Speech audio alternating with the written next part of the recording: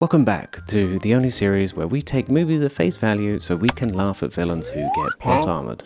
This time we have The Hunger Games, a story of rebellion, sacrifice. But if we shift the perspective away from catnip and instead focus on Snow, it becomes a story of simply just trying to control a population after witnessing a rebellion firsthand, only to get absolutely murked by a guy doing a Legolas cosplay and love, whatever that means. But to imagine that, let me just put you in his fancy wingtips. So imagine for a minute that you are Coriolanus Snow, president of Panem and the ruler of the capital, a world where it really feels like there's not much else to do but the yearly Hunger Games, and everything truly just revolves around that and nothing else. Lord knows the only thing that people talk about other than their gaudy fashion sense is the games. Now, the Hunger Games in their current iteration is sort of like your brainchild. You found the secret sauce many years ago to get people to care and invested, and as such, you watch with childlike glee that the creatures from the outer districts have to sacrifice their children every year just to do a Roman cosplay, which is exactly what Panem is named after: bread and gladiator games. But realistically, this is all to prevent an uprising, something you lived through, something you saw, and the current generation of fashionless mongrels know nothing of starvation, fear, or really any negative emotions at all. It is all vicariously drip-fed into them with the blood of other people's children. Anyway, imagine your surprise one day when a girl from District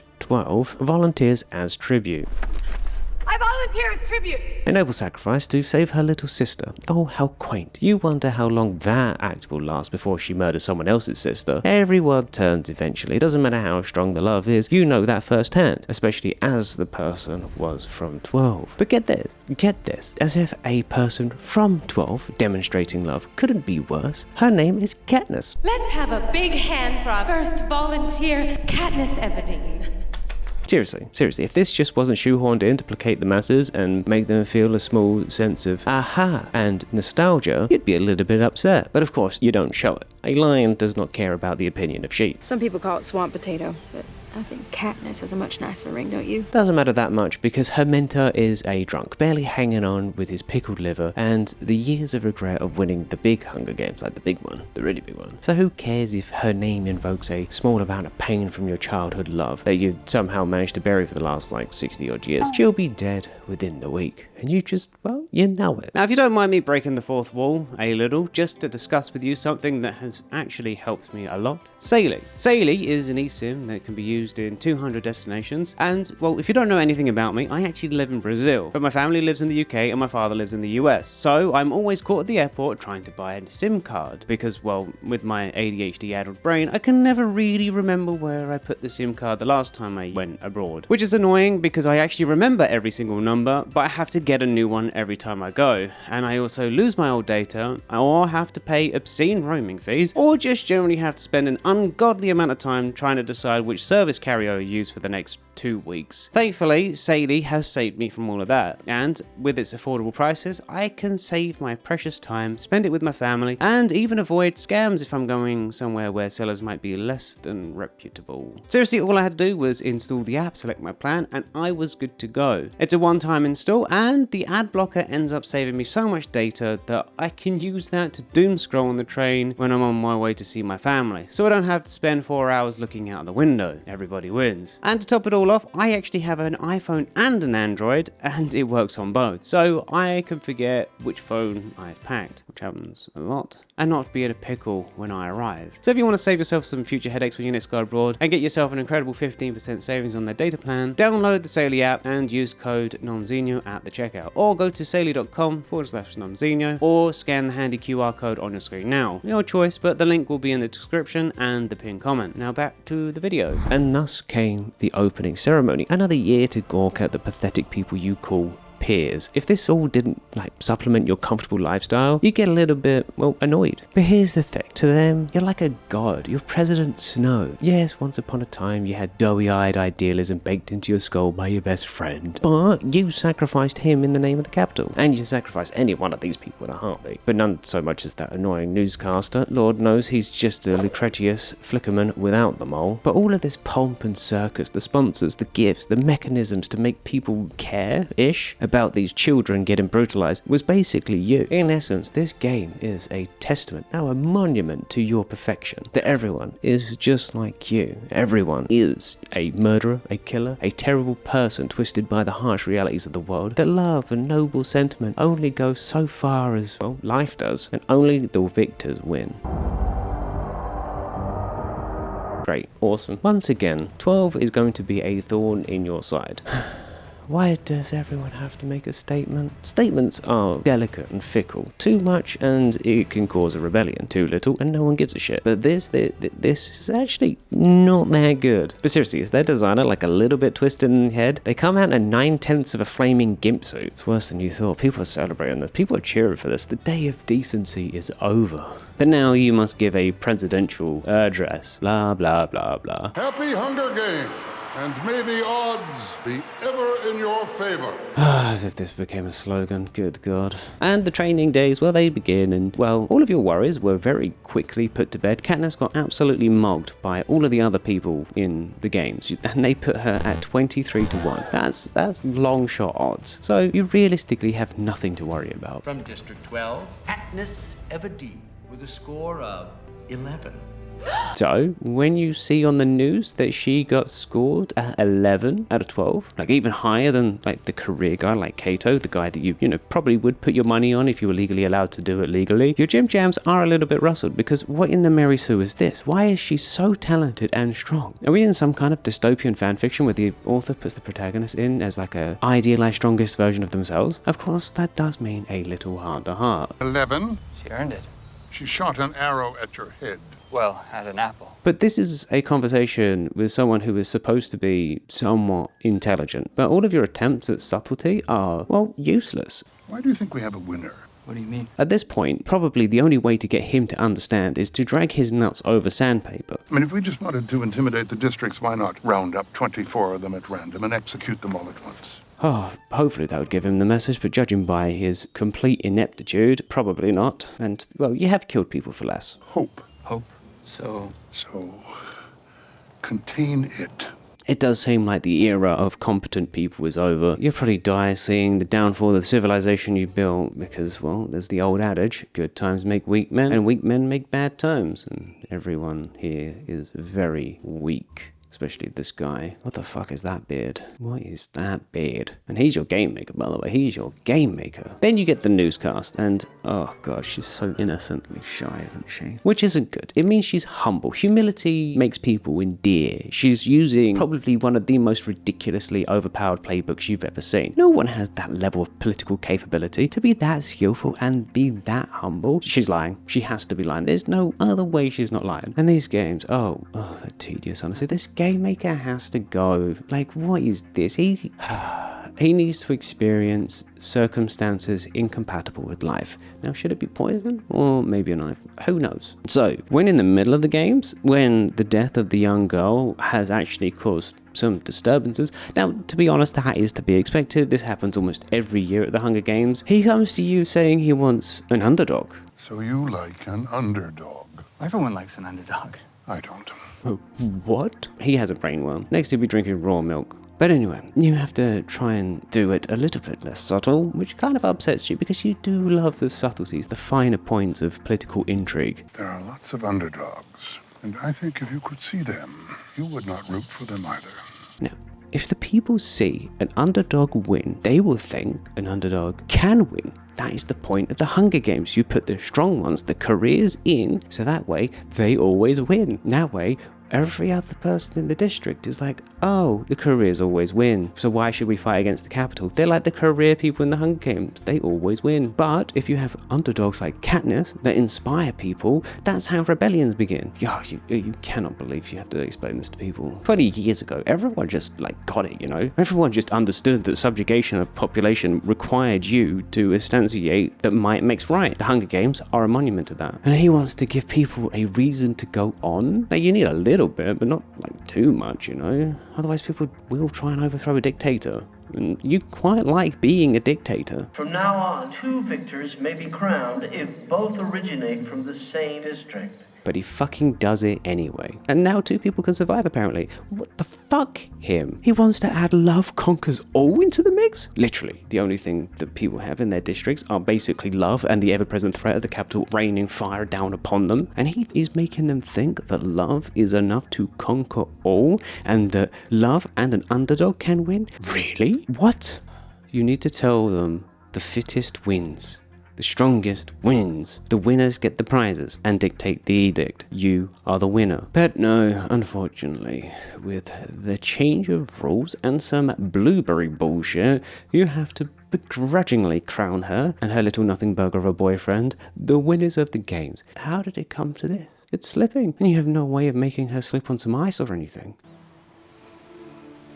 What a lovely pin. Ah, she also has a Mockingjay pin. Of course she does. Lovely. The sign of the rebellion. The sign of the very failure of the Jabberjay. The thing that you actually use to murder your friend and kind of claim power for yourself. It really just keeps getting worse. And this whole love bit, well, you're just not buying it. You're not buying it at all. So when you capture young Miss Head Over Heels in love kissing the local stallion, you finally have your leverage to destroy her. Now, could you cause an accident? Yes, you could. But that would solidify her presence in the world forever. Her image would never be tainted. She would always exist as a perfect being for people to aspire to. No. Nope, you need to bring down her image and force her into a puppet. I think we can make this so much simpler if we agree not to lie to each other. What do you think? Yes, I think that would save time. But you have to admit, begrudgingly, you do kind of like her. At least she doesn't cower at the smell of you. Would you like to be in a real war? No. But this is good. She can be manipulated super easily, actually. She understands that war has a cost. She understands that nothing good can come from, well, stepping out of line. You want her to realize that you are in control. I don't want to kill you. I want us to be friends. So you throw her an olive branch, a friendly gesture of telling her you can be allies, but make sure you leave her with the mark. Do convince me for the sake of your loved ones. What's worse is, like, through all of this, the over-the-top lunatics you send to the Reapings is actually also looking like she is ready to overthrow the capital herself. Lord knows that giddy optimism about the Hunger Games has been replaced by some kind of reservation about it. When did that happen? Things are great here in 12. Thanks to the generosity of the capital, we've never been closer. First newscast goes well. Good. She's learning. She was too young, and I couldn't save her. I'm sorry. Second one, not so good, and every other subsequent one after that is just them looking like they're walking the plank and talking as though they have a rod firmly up their ass. Inadvertently though, by trying to force her to be more loving, you made her seem very not loving at all. So now you have to reconcile the fact that the districts are looking like they want to rebel. Well, there's only one thing that you can do at a time like this. You need to change the rules to fit your needs, which is what you can do when you're in power, you know? Hair looks lovely, darling. When did you start wearing it like that? Everyone at school wears it like this now, Grandpa.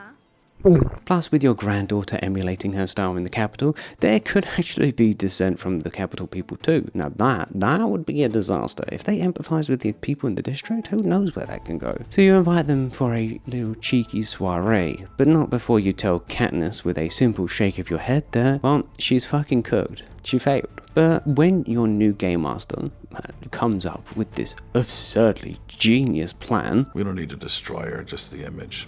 Like, you have to think, where has this guy been all your life? Like, he is brutal. Like, truly brutal. He just wants to sow fear. Fear does not work as long as they have hope. Like, fear is effective, but hope beats fear if there's enough of it. Humans can fight through pretty much anything. The human brain can subjugate any pain, after all. She's engaged. Make everything about that. Who's gonna be there? Fear. But art, you can't really bomb people into submission as much as you want to. All that does is make them dig deeper underground and probably run away to District 13. But that's when he comes up with something truly inspired. Show them that she's one of us now. They're gonna hate her so much, they might just kill her for you. This guy is just perfect, isn't he? How does someone come up with something so brilliant? Killing the last guy was the best decision you ever made. This guy is an actual savant for political game playing. So a few days later, when you show him not just Katniss, not just Peter Monarch, not just drunken Haymitch standing in the way of a gun, openly defying your rule of law, he actually comes up with a even more inspired idea. Get the old victors back in the game for the 75th year anniversary. What? This is a treat of treats, that you have such a insanely genius game maker. You'd marry him tomorrow, given half the chance, but you might be a little bit old for that one. These games are to be reaped from the existing pool of victors. And this does exactly what you would expect to do. It pissed off the victors completely. Every single one, which is good. That's exactly what you wanted. People thought if they won a Hunger Games, they'd be safe, untouchable, invincible. But they're not, and now they know it. Oh yeah, she's upset. But not as upset as the girl on the news.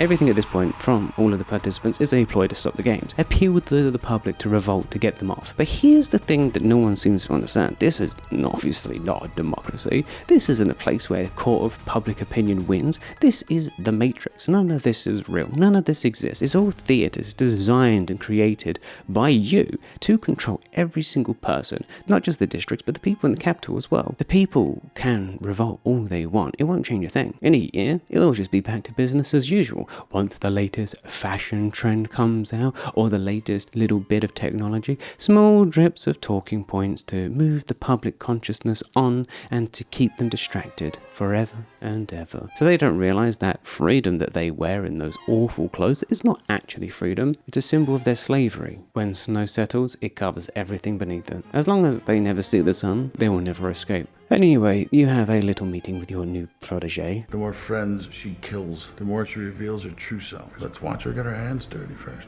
And he wants to avoid killing Katniss immediately, which is something you are hesitant of, but he has a reason. He wants Katniss to kill people herself. That's just not a bad idea if you are trying to tarnish the image of her. At this point, she has stumbled into a rebellion through no desire of her own. It's just like an accidental thing. She's like a passive protagonist rather than an active one. And people root for this just because she's good with the bow and arrow. Interesting. But you were once like her. You believed in love and trust, but that was taken away from you because she couldn't accept that you killed 3 people instead of 2. And this Katniss is just one bad day away from being just like you. Maybe not inside, but definitely an image. She just needs the right encouragement. And the games begin fine. Kind of par for the course. You were expecting, well, more from the veterans, but alas, this is not the case. I guess when you have people that know what it's like to be chased down and brutally murdered, they tend to avoid being chased down and brutally murdered. Well, the problem is Katniss actually allied with so many people, it seems. In some cases, that's not good, but in other cases, hey, that's pretty good. She has more allies, which means that she has more people to murder to survive. It's not as if, they would just fall on the sword for her. Moves and counter moves. Indeed. We'll toast when it's done. Make yourself comfortable. But your new favorite human being, the man who orchestrated all of this, doesn't even want to revel in the final vestiges of Katniss' dismal career and life. In fact, he seems awfully distracted. Damn man, you just wanted to crack open a beer with the young lad and have a chat. Every day you meet someone that's actually capable. Katniss, where are you? Let it fly, Miss Everdeen. Let it fly. Yes, do it. If she lets that arrow fly, her image is... it's gone, her valor is torn down, and everything will go back to normal. Everything will be as you need it to be, and snow will be back on top. The sun will set. And honestly, at this point, you do not want to live out the last of your life with a rebellion.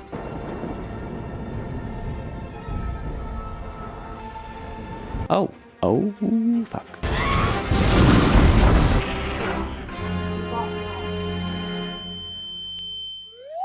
Thank you so much for watching. Like the video and consider watching the next one. Should be about there.